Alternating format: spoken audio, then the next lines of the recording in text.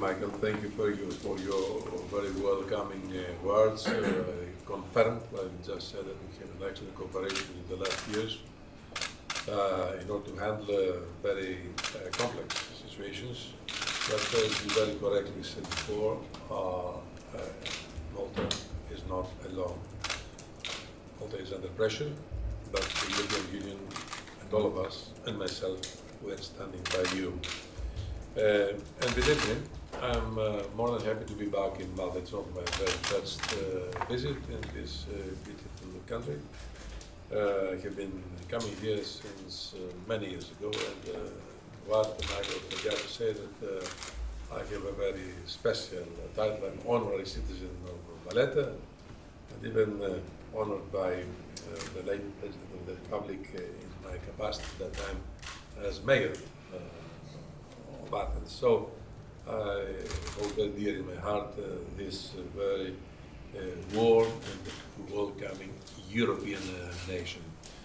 I would like also to express my thanks to President Vella, to Prime Minister Muscat, Minister of Foreign Affairs and former Minister of Interior Vella, good friend Michael Farrugia, and the Minister of European Affairs Dali, for their hospitality. It is a hospitality that we have seen many times in many circumstances till now. Only a few weeks ago, as you know, the episode of the Alan Kurdi was once again an opportunity to commend and praise Malta for being the smallest member state with the biggest solidarity and responsibility. Without a doubt, Malta is facing, as I said at the beginning, great migration challenges compared to the size of its population. Overall, at the EU level, we have returned to the pre-crisis level of irregular arrivals. Here in Malta, however, arrivals increased during the year 2018 due to search and rescue operations in the Mediterranean and the volatile and precarious situation in Libya, where Michael very correctly said before, the situation is still chaotic and even more dangerous. That is why we continue to stand ready to provide Malta with the necessary operational, practical and financial support to strengthen its reception and migration capacities. EU funds are of course available to continue to enable the transfer of disembarked persons to other member states. I would like also to commend those member states that have shown solidarity with Malta each time a boat had to disembark in Malta. Already, 575 out of 187 foreseen relocations from Malta have taken place. This is more than 80%. And this includes the 67 relocations following the disembarkation of the Alan Kurdi boat vessel. This tangible solidarity should allow to rebuild confidence between member states and create the conditions to move forward on the reform of the common European asylum system, where Michael said before he would demand faster and more immediate results of that. Indeed, we need predictable but also lasting solidarity, because we do not know what the future is holding for us. We will continue to work with member states to establish long-term, durable European solutions swiftly. We count on Malta's support in developing EU-wide agreements on disembarkation and asylum reform, and in supporting neighboring third countries on both sides of the Mediterranean. I very much welcome that Malta has offered support to build up the Libyan Coast Guard's capacity. And I also encourage Malta to continue to support an EU-funded project for enhanced border management in Libya.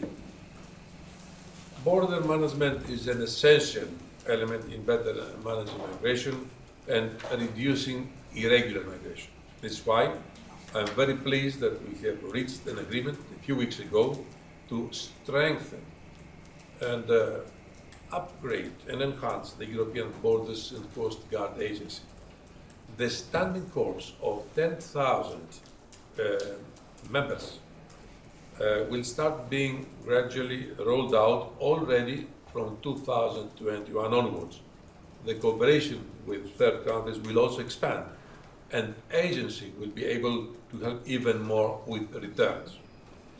All of this has to go hand in hand with our support to our neighboring countries, especially in Libya. We are working very closely with UNHCR and IOM to improve the conditions on the ground for the migrants and their transfer outside the country to the European Union through resettlement if they are in need of protection, or to their country of origin or other African partners. My final word concerns the upcoming European elections and our future. We discussed this issue very thoroughly today with Mike.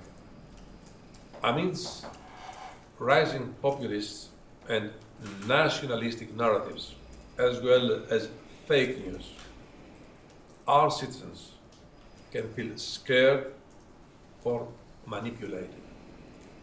We must keep listening to our citizens, addressing their fears, preoccupations, and concerns, but also informing them duly and honestly about our actions and achievements. This is exactly what we have done at European level. In the past 4.5 years, we have built a Europe that is more secure and more resilient. Our stronger borders and information systems are but one example of this. Many focus on the disagreements at EU level, but collectively we have achieved more in these years on both migration and security issues than in the decades before. I hope in the future we will not need other crises to show us that we need to work together in the same direction. These are all challenges that can only be addressed collectively, and this is exactly what the European Union is for. My final word has to do with Malta, which has been from day one one of the main proponents of our policy both on migration and security. That's why I said in the beginning that I'm more than happy to be here today in one of the most European nations, countries within the European family. I would like to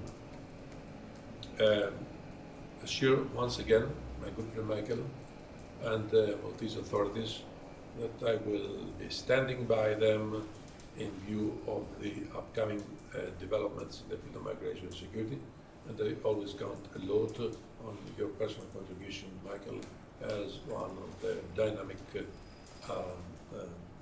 ministers within the context of the Council of Ministers of Maltese.